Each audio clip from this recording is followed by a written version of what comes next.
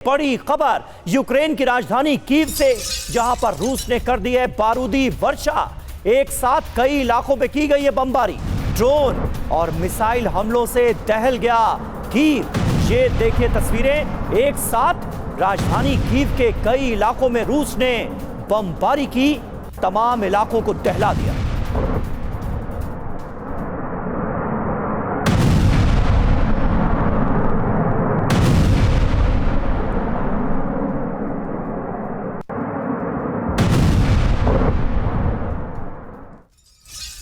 और एक और बड़ी खबर यूक्रेन की राजधानी से, जहां कीव के रिहायशी इलाकों पर एक बार फिर से रूस की तरफ से बमबारी की गई है। ये देखिए आप, कई इमारतें इसी तरह से जलती हुई नजर आ रही है। हमले में 10 से ज्यादा लोग घायल हुए हैं।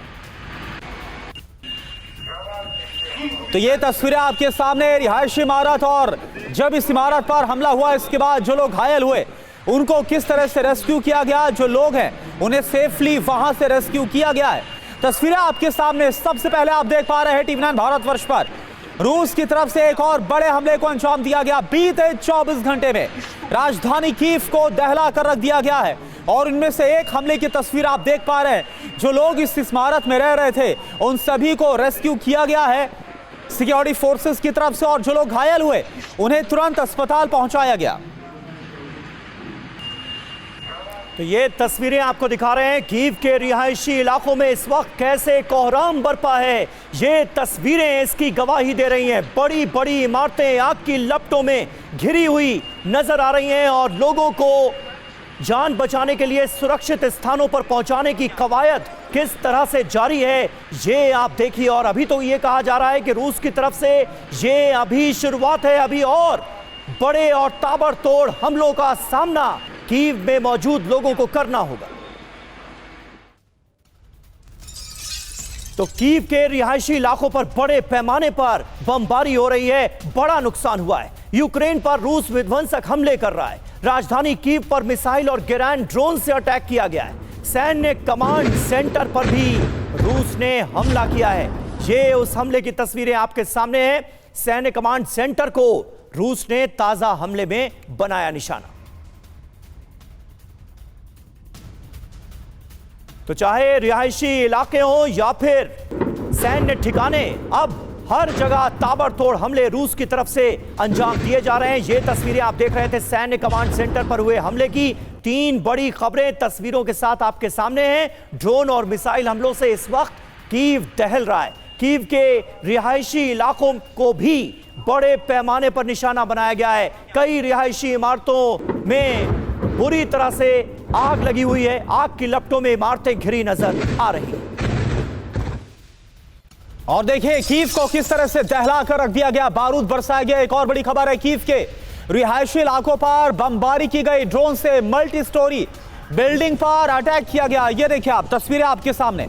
हमले के बाद इमारत में कैसे आग लगी हुई है, और इस आग को बुझाने की लगातार कोशिशें करते हुए दमकल कर्मी।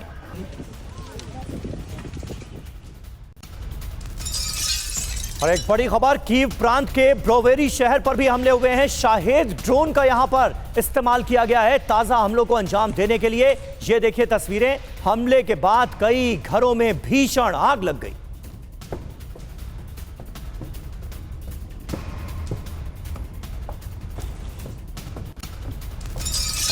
तो इस वक्त हालात बद से बदतर होते नजर आ रहे हैं। कीव में रूस के हमले से पूरा कीव प्रांत दहल रहा है। कीव के ब्रोवेरी में ड्रोन से लगातार हमले हुए हैं। ब्रोवेरी में रूसी हमलों से भारी तबाही मची है।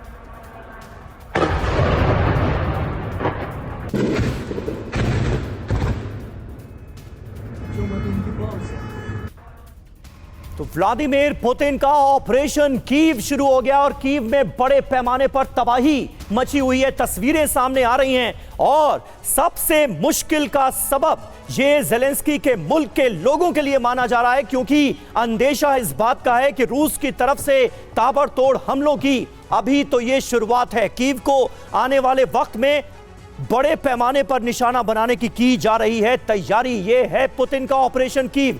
खबर देखिए, कीव पर बड़े पैमाने पर रूसी हमले हुए हैं। रात 1 बजे से कीव पर लगातार अटैक हो रहे हैं। कयामत की रात थी ये कीव के लोगों के लिए। मिसाइल, ड्रोन से कई इलाकों में बमबारी की गई, शहर में बिजली सप्लाई ठप हो गई, हर तरफ अफरा तफरी देखने को मिली। हमले कैसे हुए ये जान लीजिए। बैलिस्टिक मिसाइल से 25 से ज्यादा हमले हुए हैं। गेरैन ड्रोन का इस्तेमाल किया गया है 100 से ज्यादा हमलों के लिए। इसके अलावा 75 से ज्यादा हमले शाहेद ड्रोन के जरिए अंजाम दिए गए। बिल्कुल, और देखिए हमलों को कहां कहां पर अंजाम दिया गया। प्राइम टारगेट के तौर पर पावर प्लांट, इसके अलावा ऑयल डिपो, सैन्य कमांड सेंटर, हथियार डिपो और साथ साथ रिहायशी इलाकों पर भी हमला किया गया। और हमारे साथ इस वक्त हमारे सहयोगी मनीष झा मौजूद हैं। मनीष, कीव से ताजा अपडेट आपके पास क्या आ रही है? ये तस्वीरें तो ये बता रही हैं कि अब कोई फर्क नहीं किया जा रहा है, चाहे रिहायशी इलाका हो या फिर सैन्य ठिकाने, हर जगह रूसी बारूद बरस रहा है। देखिए, रूस यूक्रेन युद्ध 3.5 साल से चल रहा है। वहीं गाजा और इजराइल के बीच में जो 2 साल की जंग है, अगर इसका आप तुलनात्मक अध्ययन करें तो आप साफ तौर पर देखेंगे कि रूसी सेना के हमले में ये कोशिश हुई कि रिहायशी इलाकों में और ख़ास करके सिविलियन कम मारे जाएं। और इसीलिए अगर आप देखेंगे कि गाजा में जहां इजरायली हमले का निशाना आम लोग होते थे, वहीं दूसरी तरफ रूसी हमले के निशाने वो मिलिट्री इंफ्रास्ट्रक्चर होते थे, जिनको कमज़ोर करना उनका लक्ष्य था। हाँ, वॉर में कैजुअलिटी में कई बार ऐसा होता है कि कोलेटरल डैमेज के तहत सिविलियन लोगों की भी जान जाती है, और यही तो युद्ध है। लेकिन अगर रूस के हमले का पीछे का उद्देश्य देखें तो 2 साफ तौर पर दिख रहा है।